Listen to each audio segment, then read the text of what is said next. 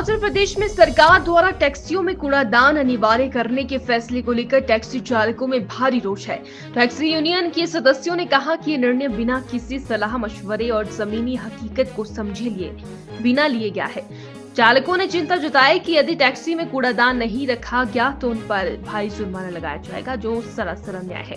चालकों का कहना है कि उन्हें 2 प्रकार के कूड़ेदानों, सूखे और गीले कचरे के लिए अलग अलग डिब्बे लगाने को कहा गया है, लेकिन एक सीमित स्थान वाली टैक्सी में ये कैसे संभव होगा। उन्होंने सवाल उठाया कि आखिर सरकार बताए कि इन डिब्बों को कहां और कैसे लगाया जाए। टैक्सी चालकों ने आशंका जताई कि यदि कूड़ेदान लगाया भी जाए तो इसमें निकलने वाली दुर्गंध से यात्री असहज होंगे और ड्राइवरों की सेहत पर भी असर पड़ेगा।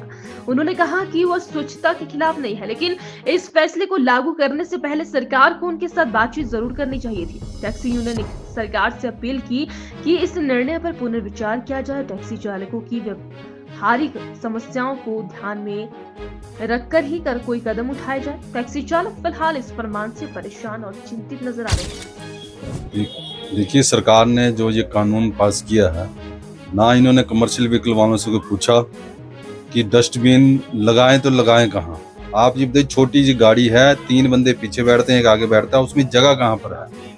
और दूसरा, अगर डस्टबिन हम लगा भी दें, इन्होंने बोला है सूखे वाले के लिए अलग, गीले वाले के लिए अलग, 2-2 डस्टबिन चाहिए। आप तो ये छोटी गाड़ी में जगह कहाँ है। और दूसरा ये है, अगर हम डस्टबिन में कुछ गीला कचरा भी डालते हैं, मान लो केले का छिलका, संतरे वगैरह कुछ भी डालते हैं, तो उसमें एसी चलाएंगे तो एसी की जो हवा होती है पूरे गाड़ी में घूमती है, तो इससे सवारी को भी प्रॉब्लम होगी और हमें भी प्रॉब्लम होगी। ना तो हम ढंग से गाड़ी चला जाएंगे, अगर स्मेल आ गई तो उससे है कि एक्सीडेंट होने का भी खतरा रहता है। तो हम सरकार से पूछना चाहते हैं कि जब ये लगाया तो कम से कम कमर्शियल व्हीकल वालों से एक बार बात तो कर लेते। और आपने तो सिर्फ कानून है कि बस थोप दिया कि हमने पैसा इकट्ठा करना है, जो नहीं लगाएगा हम 10,000 रुपये फाइन करेंगे। तो ये तो कोई लॉजिक नहीं हुआ। तो हम सरकार से चाहते हैं कि एक बार बात करें, या तो कंपनी, अगर नई गाड़ी आ रही है उसमें कंपनी फिटेड ऐसा हो कि कंपनी फिटेड आया डस्टबिन, तब तो बात बनती है। और अब हम बताएं जगह है ही नहीं कहीं पर, तो लगाएं कहाँ पर। तो सरकार तो चालान करने पर तुली है, तो हम इसके लिए सरकार से दरख्वास्त करेंगे कि एक बार बात की जाए, और अगर नहीं करती है तो हमारे को कोई और एक्शन लेना पड़ेगा। देखिए, हम पूरे हिमाचल में अपनी सारी यूनियन को इकट्ठा करेंगे, फिर सरकार के खिलाफ जो भी प्रोटेस्ट होगा वो करेंगे। और इन्होंने बोला ये कमर्शियल व्हीकल में, प्राइवेट व्हीकल है, 19 लाख प्राइवेट व्हीकल है, तो क्या वो प्राइवेट व्हीकल है एक भी गंद नहीं पाता।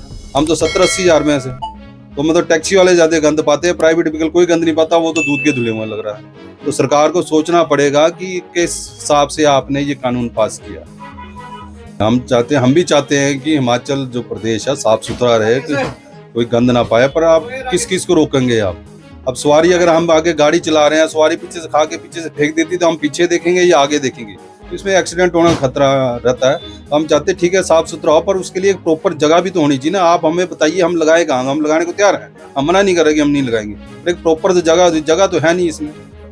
तो हम तो ये बोलते हैं सरकार से, जो हमारी गाड़ियों में जो खिड़की है उसके साथ बोतल रखने के लिए जगह होती है, तो हम उसमें गैबरेज बैग लगा सकते हैं, ताकि वो उसमें डाल दे, और जब वो भर जाए तो हम कहीं साइड में या डस्टबिन जहाँ लगा होगा वहाँ लगे। सरकार ने डस्टबिन तो लगा नहीं रखे, अब नोटिफिकेशन देखिए बस स्टैंड वो खाली होगा। तो अगर मान लो 25-30 किलोमीटर 50 किलोमीटर चल रहे हैं और एसी चल रहा है, तो स्मेल उसमें घूमती रहेगी, सवारी प्रॉब्लम, हमें भी प्रॉब्लम। या तो आप डस्टबिन हर 5-10 किलोमीटर बाद डस्टबिन लगाए, ताकि डस्टबिन खाली हो सके।